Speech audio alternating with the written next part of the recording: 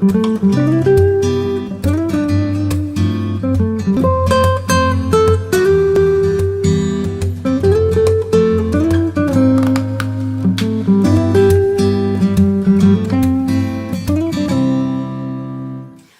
and welcome to Birds with Bottle. We've got a thing about wine, And we want you to have a thing about wine too. and this week we're looking at wines from the south of France. Yeah, even the mere mention of the south of France conjures up, doesn't it? The aromas of lavender and rosemary, the thought of lovely rustic cooking, seafood platters, and even the smell of suntan lotion. Yeah. Oh, but of course for us, obviously it means wines. Oh yeah, I forgot about those. Yeah. And the wines from the south of France have really come on from those slightly ropey, sort of rough and ready wines of our holiday youth. Yeah, now this is now a region that makes really great wines and from so many different grape varieties. Yeah, and they're fabulous value, most of them, aren't they? Yeah, and here, right now, are four that prove the point. Our first southern beauty is the Domaine Saint Feriol Viognier 2010, which is 12.49 in Majestic, reduced to $9.99 until the 29th of April. Now, while you get a lot of white varieties down here, Viognier, Marsanne and Roussanne, they tend to be the traditional ones, aren't they, Mel? Yeah, yeah. This is a very, very rich wine. I mean, Viognier is peachy, it's rich, but this really shouts out of the glass. Yeah, and it really clings to your glass, doesn't it? Yeah. Lots of legs on it, very sort of oily and viscous. Yeah. Oh, what a lovely smell. It's sort of peachy and slightly spicy and, oh. Very spicy in the mouth. Now, we were saying that the wines from the south of France are good value for money. And $12.49 might not, or even $9.99 on offer, might not seem cheap. But this is it's a heavy bottle, it's a heavy wine, it's got a lot going for it. If you're in the Rhone, you'd be paying quite a bit more than this. But it's a stonking wine, isn't it?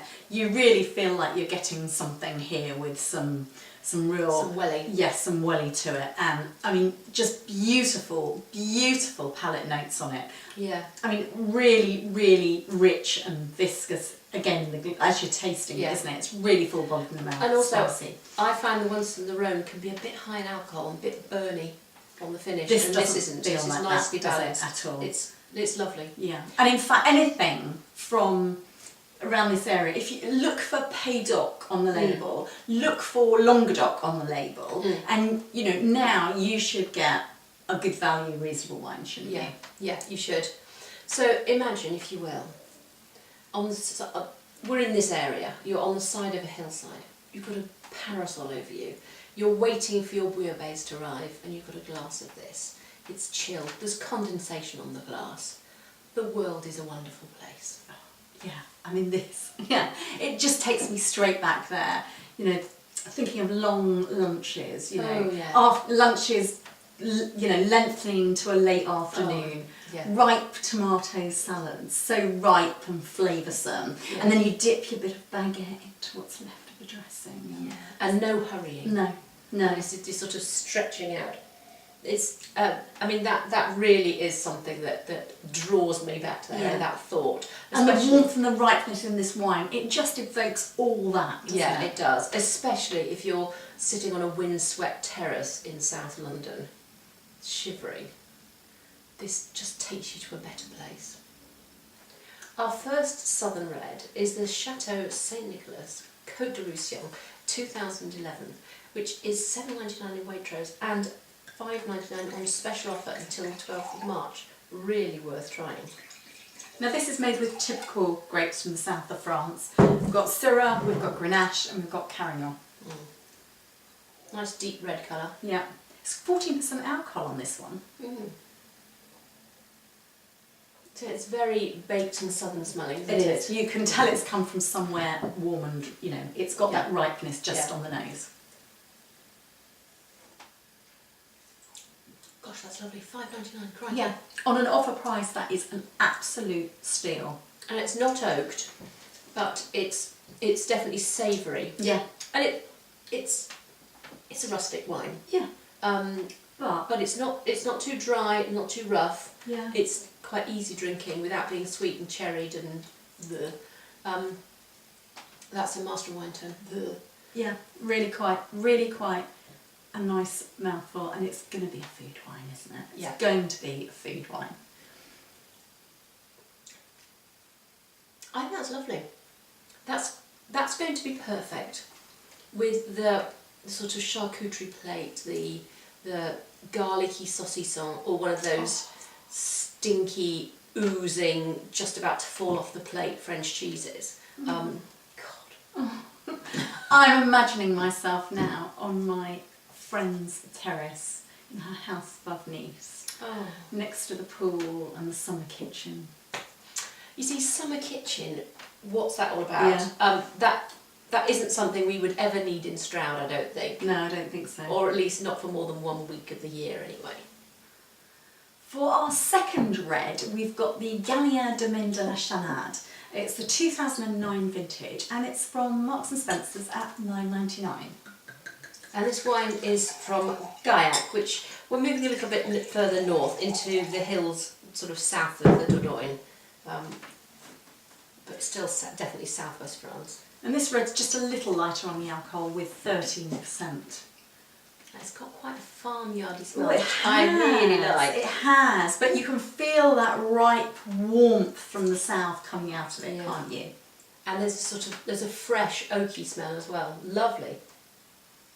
Gosh, that's so right. It is. I can just stand here just sniffing it because it just feels really attractive and makes you feel like you're down there. Taste it though. It's lovely. Really lovely.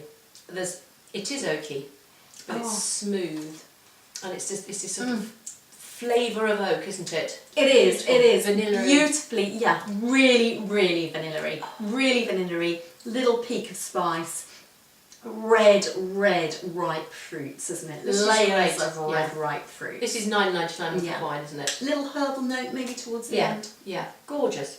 Now, this is still a rustic wine, isn't it? A little bit more pricey than the last one, and it's made of local grape Brauchol with 20% Syrah. Yeah, and this area is. I mean, you've probably been to the Dordogne, probably camping. It's that sort of area. My husband always goes, Dordogne. Does he? Yeah, as if it bounces. And this is more an area of sort of duck and goose, salade de gazier. Not Sandra's little thing at all, really. Oh, this is scary awful. But this is a real gourmet area. Actually, it's an area for pigs, to be fair. So lovely, really. Yeah, and I don't mean pork. But yeah, it's food heaven, this sort of area, and this wine is just perfect. For our last wine, we have this sweetie. It's the Muscat de Saint-Jean de Minevois, and it's from Sainsbury's at just $7.99 for a half bottle. Yeah. Now Sainsbury's have been making this wine for years. When I first had it, it was $3.49 a bottle for a half. And you immediately get this Turkish delight aroma. Oh, you do. Really rosy Turkish delight. Really attractive. And actually then, just afterwards, a little bit of honey jumped out at me too. Yeah, it's honey, it's Turkish delight. Really very obviously sweet. Yeah, you know it's going to be. Heavy, rich, rolled around your mouth. That word unctuous again. It's unctuous, and it's just got an edge of marmalade, just an edge of bitterness which stops. There's definitely orangey there, a sort of like mandarini, tangerine notes to it. Yeah, lots of nice acidity, really vibrant and delicious. Yeah. And actually the south of France is a really good place, isn't it, for Muscat-based dessert wines. Yeah, and they're not too expensive. Yeah, no, it's absolutely lovely. Yeah, if you're finding Sauterne a little bit, too pricey for you, go and try some of these. It's lovely. It is really orangey. Yeah, it's really coming out quite marmalady orangey. Delicious. So you leave us, sitting in dappled shade, overlooking the Mediterranean, scraping the last bits of lavender-infused creme caramel from our terracotta little pots, drinking a glass of this with condensation on the glasses, and thinking, wow, Yeah. this is the life. It is. I think it's going to make Mel rush to get her suitcase out of the attic. I'm on the way up those steps, I can tell you. And Sandra's locking the biscuit tin so that she can fit into her cut-offs. Absolutely, absolutely. So on that note, just go and try one of these and we'll see you next time.